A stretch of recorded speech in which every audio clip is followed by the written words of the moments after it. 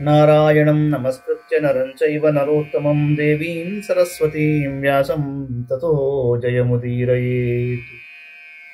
మహాభారతంలోని సభాపర్వం ఈరోజు ప్రారంభించుకుంటున్నాము. సభా క్రియాపర్వము మొదటి అధ్యాయము.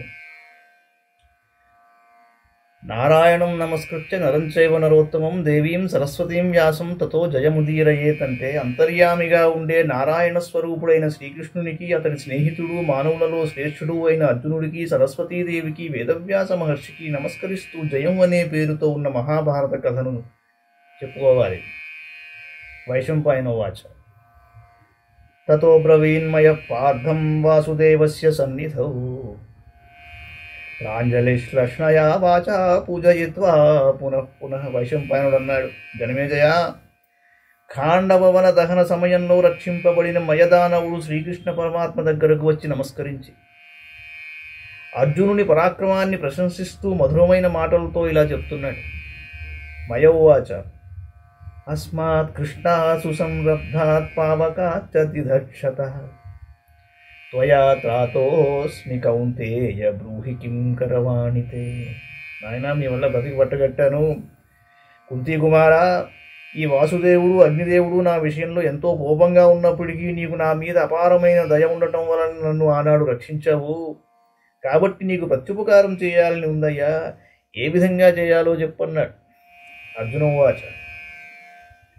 కృతమేవ త్వయా సర్వం స్వస్తి గచ్చ మహాసుర ప్రీతిమాన్ భవ మే నిత్యం ప్రీతిమంతో వయం చతే.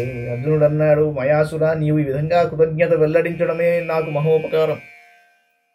నీకు శుభం కలుగుగాక. నీవు వెళ్ళవచ్చు. నా విషయంలో ఎప్పుడూ ప్రీతితో ఉండు. మేము కూడా నీ యందు ప్రీతితో ఉంటాము. మయౌవాచ. యుక్తమేతత్వయి విభో యథార్థ పురుషర్షభ ప్రీతిపూర్వమహం కించిత్ కర్తుమిచ్చామి భారత. కానీ మయుడు అన్నాడు, నరోత్తమ, అర్జునుడు చెప్పిన ఈ మాట మహాపురుషులకు తగిన మాటయే. అయినా మీ యందు ప్రీతితో ఏదో ఒకటి చేయాలని చాలా కుతూహలంగా ఉన్నానయ్యా. అహం విశ్వకర్మా వై దానవానాం మహాకవి సోహం వై త్వత్కృతే కర్తుం కించిదిచ్చామి పాండవ. అర్జున, నేను దానవులకు శిల్పాచార్యుణ్ణి, శిల్ప విద్యలో నేర్పరిని. అందుచేత ఏదో ఒకటి నిర్మించి నీకు ఇవ్వాలని అనుకుంటున్నానన్నాడు. దానవానాం పురా పార్థ ప్రాసాదాహి మయా కృతాః రమ్యాణి సుఖగర్భాణి భోగాఢ్యాని సహస్రశః ఉద్యానాని చ రమ్యాని నరసరాంసి వివిధాని చ విచిత్రాని చ శస్త్రాణి రథా కామగమాస్తథా నగరాణి విశాలాని సాట్టప్రాకారతోరణైః వాహనాని చ ముఖ్యాని విచిత్రాని సహస్రశః బిలాని రమణీయాని సుఖయుక్తాని వైభృషం ఏతత్కృతం మయా సర్వం తస్మాదిచ్చామి ఫల్గుణ. అర్జున, పూర్వం నేను రాక్షసుల కోసం భవనాలు నిర్మించాను. అవి చాలా రమణీయమైనవి. సుఖభోగాలకు అవి ఆటపట్టులు, అనేక ఉద్యానవనాలు, అందమైన చెరువులు, విచిత్రమైన అస్త్రాలు శస్త్రాలు, ఇచ్చి వచ్చిన రీతిలో నడిచే రథాలు, విశాలమైన నగరాలు, అట్టహాసంగా ఉండే ప్రాకారాలు, వాహనాలు, అనేకమైన కాలువలు మొదలైనవి విచిత్రంగా ఉండేటట్లు నేను నిర్మించాను. అంచేత అర్జున, నీకు కూడా అలాంటివి నిర్మించి ఇవ్వాలని అనుకుంటున్నాను అన్నాడు. అర్జునోవాచ. ప్రాణకృచ్ఛ్రాద్ విముక్తం త్వం ఆత్మానం మన్యసే మయా ఏవం గతేన శక్ష్యామి కించిత్ కారయితుం త్వయా. అర్జునుడు అన్నాడు, శిల్పి, నీకు ప్రాణ సంకట పరిస్థితిలో నేను రక్షించానని అనుకుంటూ నా కోసం ఏదో ఒక పని చేయాలని అనుకుంటున్నావు. ఇలాంటి సమయంలో నా కోసం ఏమీ చేయవద్దు. నాపి తవ సంకల్పం మోఘమిచ్చామి దానవ కృష్ణశ్చ క్రియతాం కించిత్ తథా ప్రతికృతం మయి. మయాసురా, కానీ ఈ సంకల్పం వ్యర్థం కారాదు సుమా. నీవు ఏదన్నా చేయాలని అనుకుంటే అది శ్రీకృష్ణ పరమాత్మ కోసం చేయి. అప్పుడు నా విషయంలో నీ కర్తవ్యం పూర్తయినట్లుగా భావించు. చోదితో వాసుదేవస్తు మయేన భరతర్షభ ముహూర్తమివ సందధ్యౌ కిమయం చోద్యతామితి. జనమేజయ మహారాజా, అప్పుడు మయుడు శ్రీకృష్ణ పరమాత్మను వేడుకున్నట్ట. శ్రీకృష్ణ భగవానుడు 2 నిమిషాలు మౌనంగా ఇతనికి ఏం చేయమని చెప్పాలి అని ఆలోచించాడు. తతో విచింత్య మనసా లోకనాథ ప్రజాపతి చోదయామాస తం కృష్ణ సభావై క్రియతామితి. యది త్వం కర్తుకామోసి ప్రియం శిల్పవతాం వర ధర్మరాజశ్చ దైతేయ యాదృశీమిహ మన్యసే. బాగా ఆలోచించాడు ఆయన. ఆలోచించి, శిల్ప విద్యా ప్రవీణుడమైన మయాసుర, నీవు ఏదో చేయాలని అనుకున్నావు కదా, ధర్మరాజు కోసం ఒక మంచి సభాభవనాన్ని నిర్మించు అన్నాడు.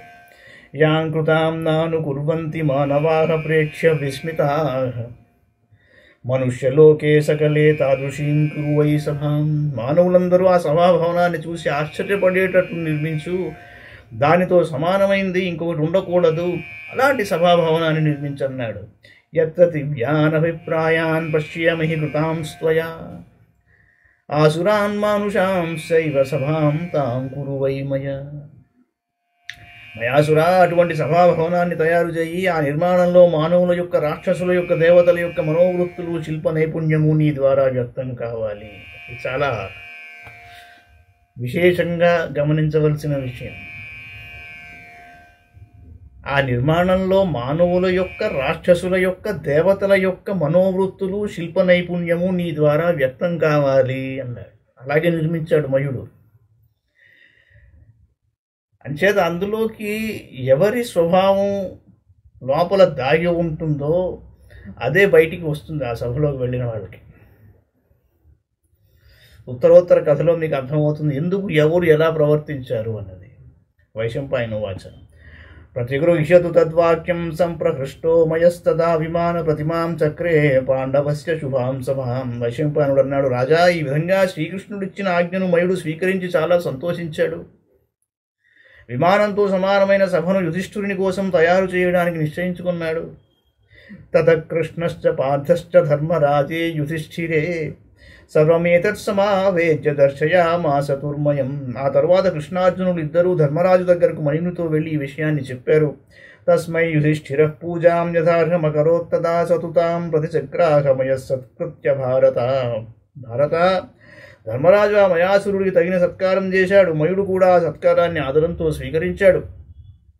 స పూర్వదేవచరితం తదా తత్ర విశాంపతే కథయామాస దైతేయ పాండుపుత్రేషు భారత. అప్పుడు మయాసురుడు పాండవులకు దైత్యుల యొక్క రాజైన వృషపర్వుని చరిత్రాన్ని చెప్పాడు. సకాలం కంచిదాశ్వశ్చ విశ్వకర్మ విచింత్యతు సభాం ప్రచక్రమే కర్తుం పాండవానాం మహాత్మనాం. మయుడు ఒక్కడ కొన్ని రోజులు విశ్రాంతిగా గడిపి చక్కగా ఆలోచించి మహాత్ములైన పాండవుల కోసం సభను తయారు చేయడం ఆరంభించాడు. అభిప్రాయేణ పార్థానాం కృష్ణస్య చ మహాత్మనః పుణ్యేహని మహాతేజాః కృత కౌతుకమంగళః తర్పయిత్వా ద్విజశ్రేష్ఠాన్ పాయసేన సహస్రశః ధనం బహువిధం దత్వా తేజ ఏవ చ వీర్యవాన్ సర్వర్తుగుణసంపన్నాః దివ్యరూపాం మనోరమాం దశకిష్కుసహస్రాం తాం మాపయామాస సర్వతః. మంగళానుష్ఠానం చేసి వేలాది బ్రాహ్మణులకు క్షీరాన్నంతో సంతృప్తి కలిగించి అనేక విధాలుగా ధనాన్ని దానం చేశాడు. తరువాత ఆ సభను తయారు చేయడానికి 4 ప్రక్కల 10,000 జానలు పొడవు, 10,000 జానలు వెడల్పు కలుగునట్లుగా ఒక ప్రదేశాన్ని నిర్ణయించుకొని సభా నిర్మాణ కార్యక్రమానికి సిద్ధపడ్డాడు. ఇది శ్రీ మహాభారతే సభాపర్వణి సభాక్రియా పర్వణి సభాస్థాన నిర్ణయే ప్రథమోధ్యాయః. మంగళం భగవాన్ విష్ణుః, మంగళం గరుడధ్వజః, మంగళం పుండరీకాక్షో, మంగళాయ తనూహరి. సర్వం శ్రీకృష్ణార్పణమస్తు.